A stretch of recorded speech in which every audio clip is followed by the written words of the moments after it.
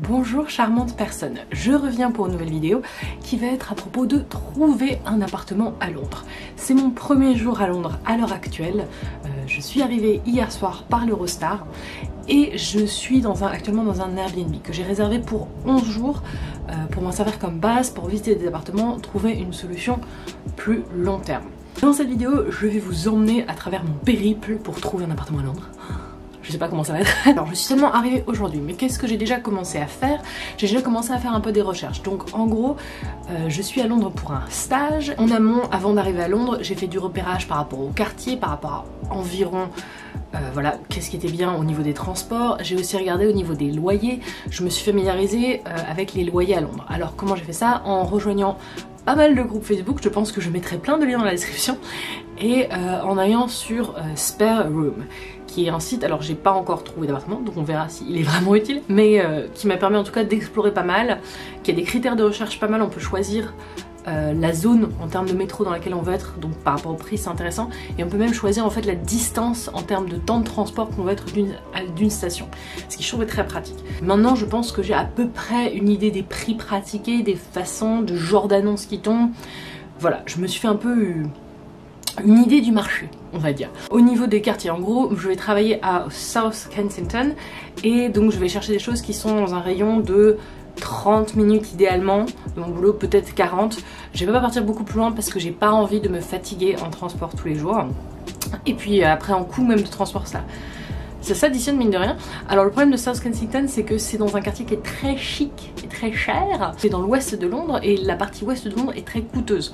Tout compris, mon budget est de 700 pounds par mois. Ce qui me propose plutôt en fait des choses qui sont vers l'est et le nord-est en particulier de Londres, donc un peu à l'opposé de là où je vais travailler. Mais on va voir comment ça se goupille. On est seulement le premier jour, mais j'ai déjà une visite de programmée en ce début d'après-midi. Je vais finir ça et ensuite je vais vous emmener avec moi. C'est une visite d'un appartement qui est au nord-est de Londres là encore, mais qui est directement placé sur une ligne de métro qui desservirait mon travail. Ce qui est rigolo, c'est que j'ai l'habitude des visites d'appartements à Paris où à chaque fois les propriétaires demandent un dossier de tellement de pages avec les bulletins de salaire ou certificats de scolarité, les bulletins de salaire du garant. J'ai l'habitude de venir voir le dossier, mais là, j'ai dit bon, qu'est-ce que vous voulez que j'amène comme document? La propriétaire m'a dit amène-toi juste toi. Bon.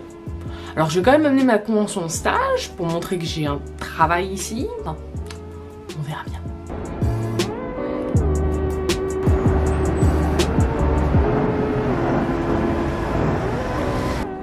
Alors, je viens de visiter le premier appart. Et là, je suis un peu face à un dilemme parce que là, ça remplit en fait à peu près tous mes critères. C'est-à-dire que la chambre est un peu petite par rapport à ce que j'aurais voulu, mais je sais pas si je peux avoir plus grand pour le même loyer en gardant la même centralité, parce que là, je suis vraiment bien placée en termes d'endroit.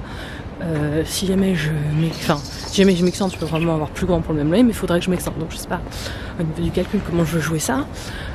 J'ai pas rencontré les colocs aussi, mais après oui c'est très propre et chacun reste un peu dans son coin. Enfin, ça remplit, c'est pas grandiose mais ça remplit mes critères. Et du coup je sais pas si je dois me satisfaire de ça, et c'est encore plus parce que c'est le premier que je visite, donc je peux pas comparer. Il faut que je donne rapidement une réponse, donc je suis un peu embêtée.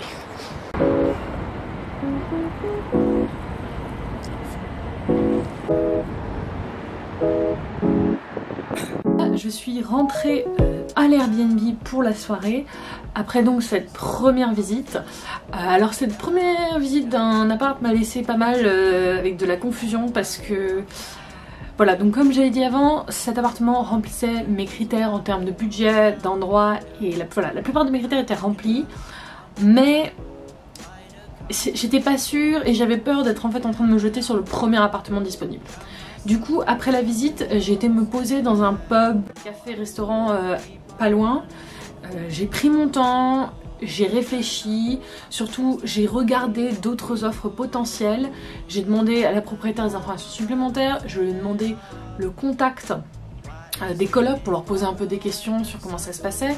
Et du coup, j'ai pu parler avec l'une des filles qui vivait dans l'appartement. Après avoir parlé et surtout honnêtement après en fait avoir réfléchi, avoir fait des recherches sur Spare Room, après avoir cherché du coup les autres offres disponibles. J'en suis quand même globalement arrivée à la conclusion que l'emplacement en fait est super, on va pas mentir, mais c'est pas parce que l'emplacement est super que je devrais prendre cet appartement. Et même s'il y a pas mal d'aspects qui me plaisent, le fait est que avoir une chambre qui est exactement ma limite de budget et que je trouve quand même assez petite, c'est pas terrible. Je vais continuer à chercher un peu ce soir. J'ai déjà une visite programmée demain soir, je suis pas encore trop sûre. Je pense que je ferai pas quelque chose d'aussi long pour chacun des apparts que j'ai visités, mais comme c'était le premier, voilà. Hello, alors c'est le matin, je suis toujours en pyjama. Hier soir, j'ai envoyé un paquet de messages pour des appartements, des chambres en coloc qui me paraissaient pas mal. Donc ce matin j'avais quelques réponses, pas tellement malheureusement. J'en ai quelques-unes, j'ai déjà 2 visites programmées ce soir. Je discute avec des gens. Un truc qui se confirme, j'ai l'impression, c'est qu'il y a pas mal de personnes qui postent des annonces pour des chambres en coloc avec des très belles photos. Et quand tu les contactes, soit en fait c'est pas exactement les photos, ou genre c'est des photos d'une autre chambre dans la maison, soit ce que j'ai l'impression qui est encore plus courant, c'est que très rapidement en fait la chambre qu'ils ont postée, la chambre pour laquelle tu es en train d'envoyer un mail, ah bah elle est déjà louée, ah zut, elle n'est plus disponible, mais ils ont toutes ces autres propriétés à te proposer. Et donc en fait on tapate avec une chambre qui a l'air superbe et ensuite on te dit oui alors elle est plus disponible mais j'ai cette autre chambre qui est au même loyer, qui est nettement moins jolie, qui pourrait te convenir. Donc on verra bien ce que ça va donner, mais voilà, 2 autres visites de prévues aujourd'hui, j'espère qu'il y en a d'autres qui vont s'ajouter, voilà. Je viens d'avoir ma première visite de l'après-midi dans le quartier de Southfields, donc c'était l'occasion aussi de découvrir. C'est un quartier qui a l'air très résidentiel, très calme, il y a pas mal d'écoles primaires, il y a pas mal d'enfants. L'appart en lui-même, c'est un nom puisque la chambre est quand même... Enfin, bon, la chambre est petite, mais la rigueur, elle est décemment aménagée pour sa taille. Mais les parties communes, on a assez sale, c'est l'air assez bordélique. La cuisine marche pas bien, il n'y a pas d'eau en ce moment. Il y avait des déchets un peu partout. Bref, pas la lourde ambiance, je le sens pas trop. Voilà, du coup, c'est pas celui-là.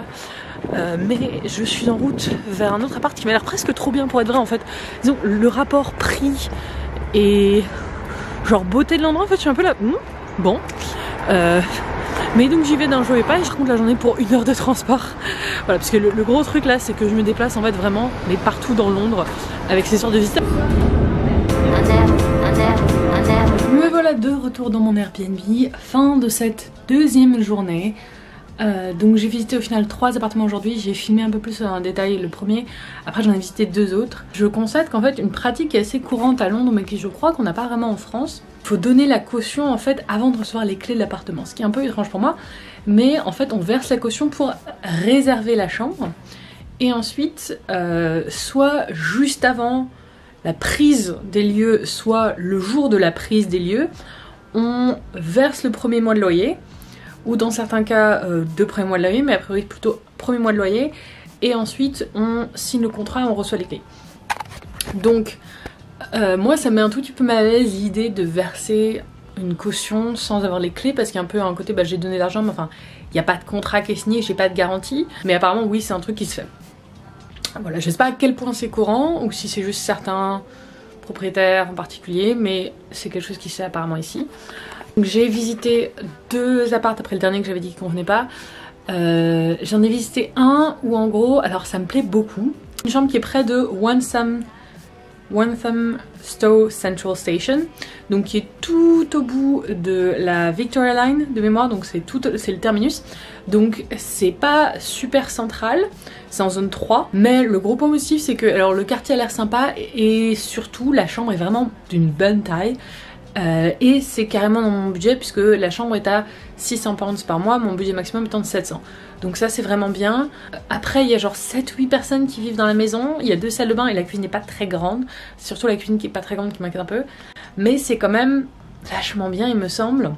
Après j'ai visité quelque chose qui était un tout petit peu plus central mais finalement en termes de temps de transport me rapproche pas tellement de mon boulot, qui est à 650 donc plus cher, avec une chambre qui est vraiment minuscule. La cuisine est bien meilleure mais la chambre est vraiment toute petite, qui est assez courant, enfin bien aménagée pour sa taille mais ça reste très petit. Et quand je suis rentrée dans la chambre en fait la combinaison de la chambre qui est assez étroite, assez longue mais basse de plafond, je suis pas claustrophobe mais ça m'a pas fait une bonne impression. Voilà, du coup 2e chambre, j'ai bien fait comprendre à l'agent que j'étais très intéressée. Et il faut que je lui donne ma réponse en fait d'ici les prochaines visites, puisqu'il y a d'autres visites programmées pour demain. Et forcément, si je le prends, il faut que je lui dise avant les autres visites, histoire qu'il puisse juste annuler les autres visites. J'avais pas mal d'autres visites programmées pour demain. J'avais 2 visites programmées pour sûr et 3 qui étaient en discussion. Donc j'avais entre 2 et 5 visites prévues demain. Si jamais je décide que non, j'ai d'autres choses qui vont s'enchaîner. Pour l'instant, ce que je fais pour me décider, je suis une nerd.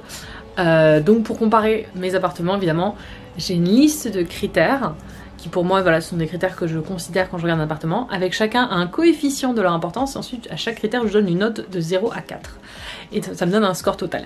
Et ça me permet aussi de réfléchir à ce qui est important pour moi, sachant qu'au final, ce qui compte le plus, c'est est-ce que j'ai un bon sentiment vis-à-vis de l'appart, est-ce que je me vois bien y vivre. Donc je vais réfléchir à tout ça ce soir. Je pense que je refilmerai demain, soit pour annoncer ma décision, si c'est un oui, soit pour dire bah non en fait, et pour filmer mes autres visites. Et voilà, là je vais un peu me poser pour la soirée parce que ça a vraiment été une journée fatigante. J'ai passé ma matinée à envoyer des mails, à regarder des annonces, à contacter des gens, à essayer de faire un planning de visite.